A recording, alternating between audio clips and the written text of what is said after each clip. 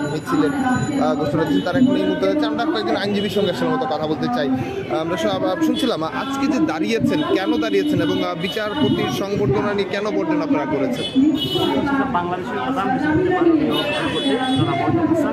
তিনি বাংলাদেশ রাষ্ট্রের chief of the judiciary, head of the judiciary. অতএব তিনি যখন শপথ গ্রহণ করেছেন, তিনি বাংলাদেশের বিচারপতি শপথ গ্রহণ করেছেন, কোনো দলের বিচারপতি শপথ গ্রহণ করেননি।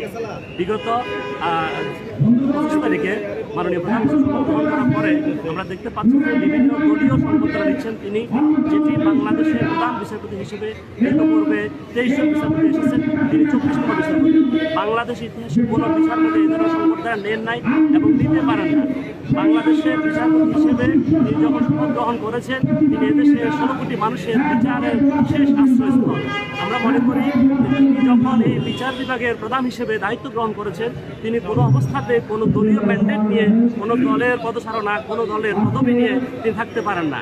তিনি বাংলাদেশ ছাত্রলীগের সাবেক বর্তমান প্রেসিডেন্ট সেক্রেটারি এবং বাংলাদেশ পুলিশের ডিসি হারুন ওনাদের সংবর্ধনা নিয়েছেন এবং আমরা দেখতে পাচ্ছি যে টেলিভিশনে তিনি একটা বিশাল দরবারি গ্রহণ করেছেন। বাংলাদেশের রাষ্ট্রপতি দলীয় পদ, প্রধানমন্ত্রী দলীয় পদ, কিন্তু যখন প্রধান বিচারপতি কোনো দলীয় পদ না, এটি সকল ব্যক্তির, সকল দলের, সকল মতের, সকল ধর্মের, সকল মানুষের প্রধান বিচারপতি তিনি। অতএব তিনি যেটি গ্রহণ করেছেন, এটি তার নৈতিক পদস্থল হয়েছে মনে করি। তার প্রেক্ষিতে আজকে বাংলাদেশ সুপ্রিম কোর্টের আইনজীবী এবং বাংলাদেশ সুপ্রিম কোর্টের জাতীয় আইনজীবী ফোরাম, বাংলাদেশ সুপ্রিম কোর্টের ইউনাইটেড লয়ার্স ফ্রন্ট আমাদের সমন্বয়ে আজকের এই প্রতিবাদ।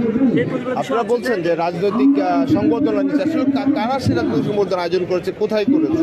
আমরা সংবর্ধনার আয়োজন না, তিনি যখন শপথ গ্রহণ করেছেন তখন কতিপয় ব্যক্তি ফুল নিয়ে এসেছেন এবং তাকে ফুল দিয়ে বরণ করেছেন।